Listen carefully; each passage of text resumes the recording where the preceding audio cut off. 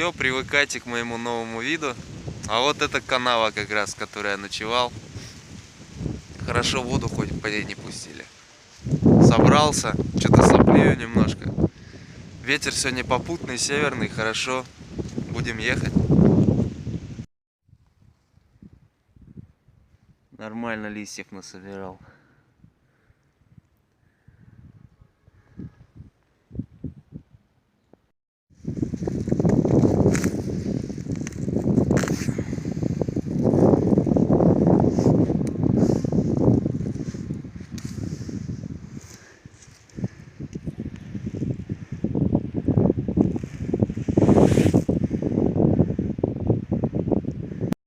Пообедать.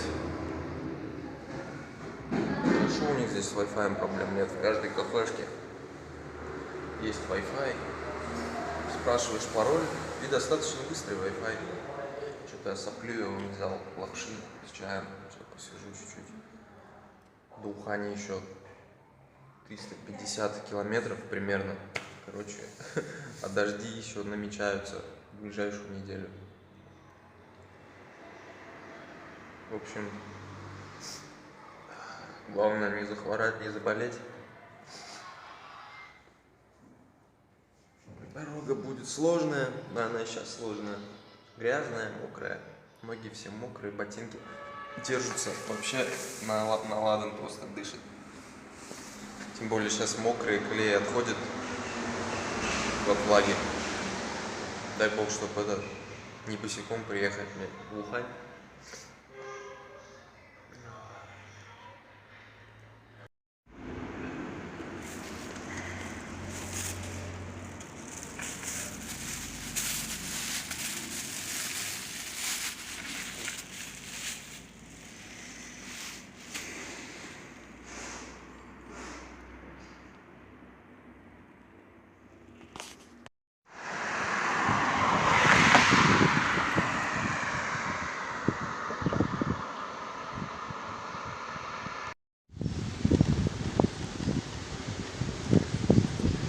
На улице вообще никого нет.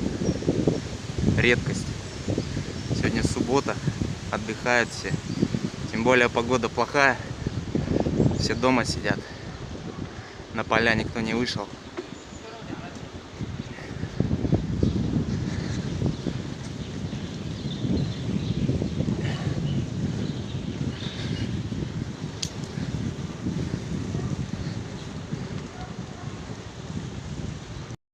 Я вот не знаю, как у них здесь в Китае отличить, например, село, ПГТ, город или деревня. Я вот не знаю, как отличать. В России я знаю, например, могу определить, что это город или ПГТ. Ну это не знаю, это типа ПГТ, наверное, и не село даже. Ну какое-то село, ну точно не город. Таких здесь немерено в Китае по дороге.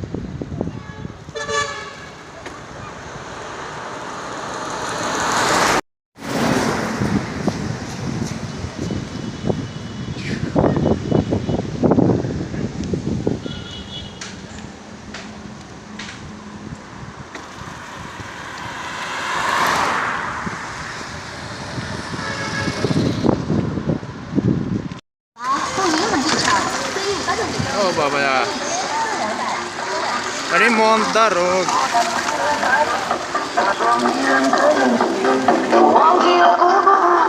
Оба. Вперед из песни.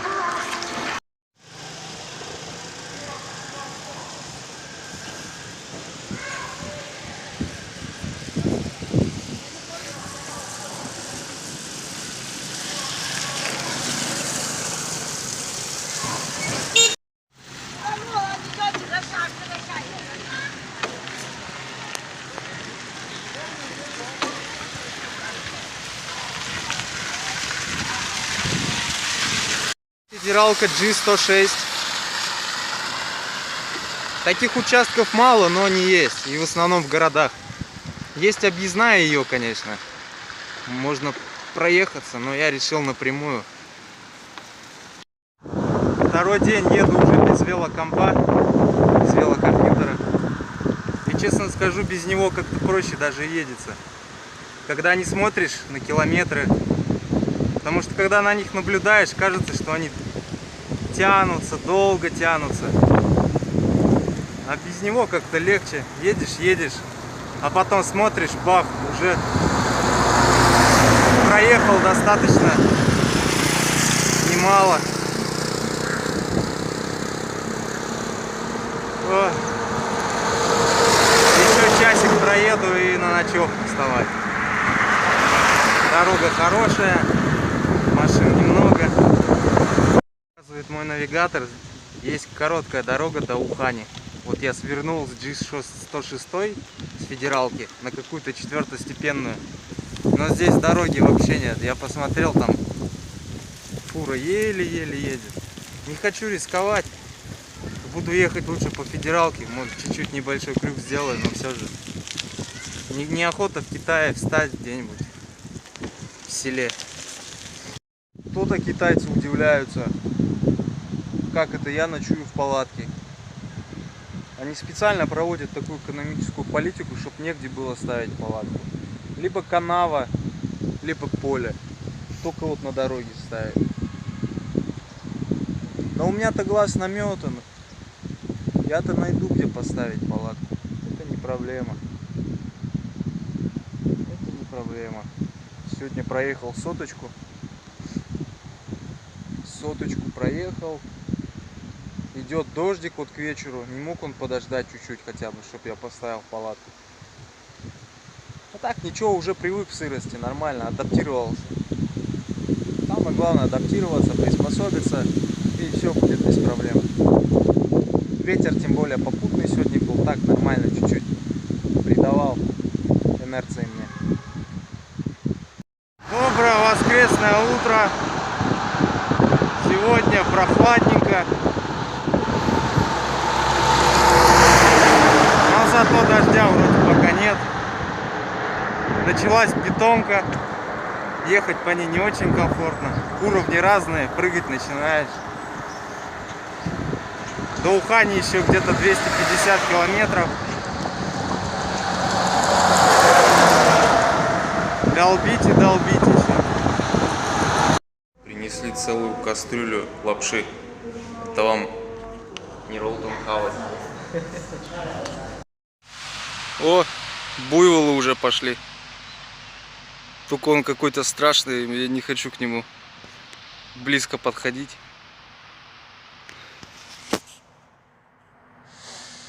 Вообще страшный.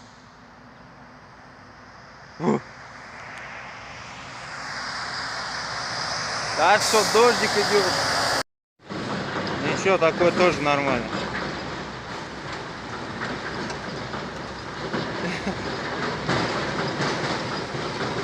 Электромашинка встала.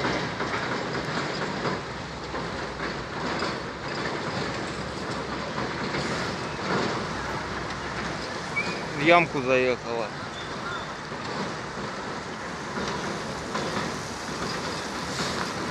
Ну, выехал почти.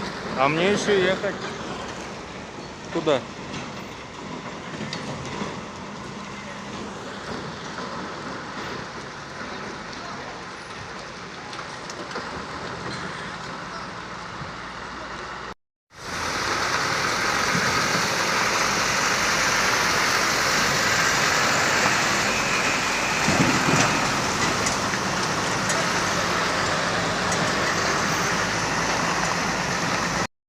Это жесть вообще.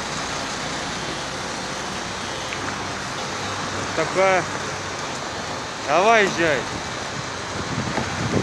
Колеса бы здесь не оставить.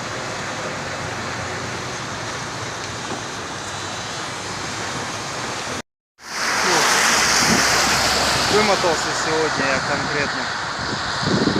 Уже начались небольшие подъемы, горочки. Заканчивается северо-китайская равнина. Скоро пойдет хребет. Не знаю, как он называется, надо посмотреть. За этим хребтом будет уже река Янцзы.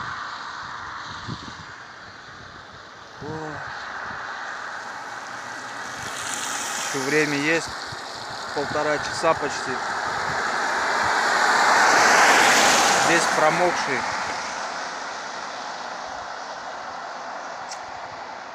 Сейчас посмотрим, может куда-то заехать покушать, согреться, чаю попить. И потом на ночевку.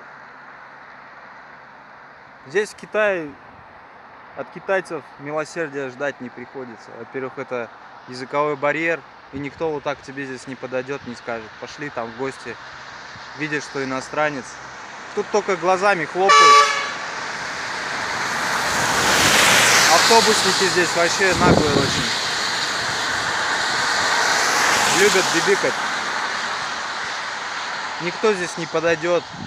И поэтому вот я еду и вспоминаю кавказские времена, среднеазиатские, и понимаю, что там просто рай.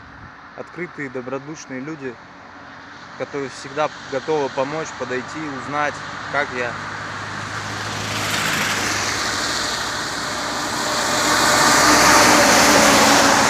А здесь понимаешь, что ты один, и тебе никто здесь не поможет, случись что. Тем более, если у тебя, например, нет денег, то вообще уйди ты нафиг.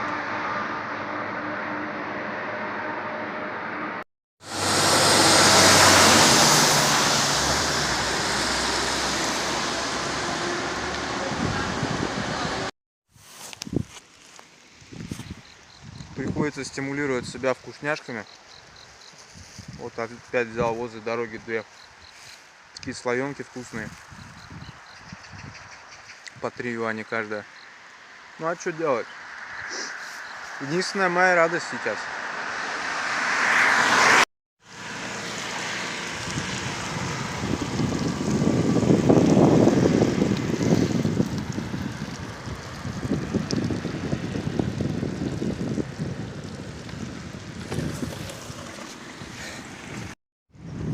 Вот начались сопочки небольшие, и сразу же пошли леса, такие маленькие шапки. Палатку поставить уже есть где, полей уже нет таких. Рисовые были, но их собрали. Рис весь собрали. О, подмерз я. Холодно немножко.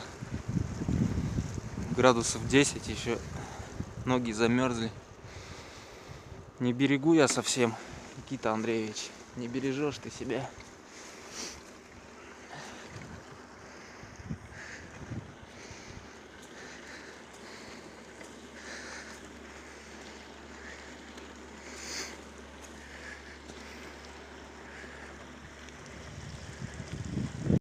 О, набрал кипятка. Вечером будут чай пить.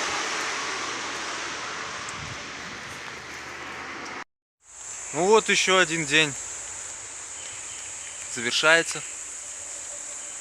Как видите, ничего интересного нет в жизни путешественника. Тяжелая рутина. Тяжелая рутина сродни военному походу. Только военный поход тебя там пинками заставляют, а здесь ты сам. Никому ничего не должен. На характере, на силе воли вытягиваешь. Но зато чувствуешь вкус жизни. Сейчас в холоде, грязный, в песке. А потом когда-нибудь буду лежать в горячей ванне, пить чай зеленый с лимоном. Вот такая вот жизнь, она непредсказуемая, интересная. И, конечно же, все стоит попробовать, почувствовать. А то всегда спрашивают, что мной движет, почему. Сердце мне так говорит. Давай, Никита, посмотри мир. Он такой открытый и огромный. Что дома сидеть? Нужно развиваться вширь, развивать свое сознание, посмотреть, как оно так.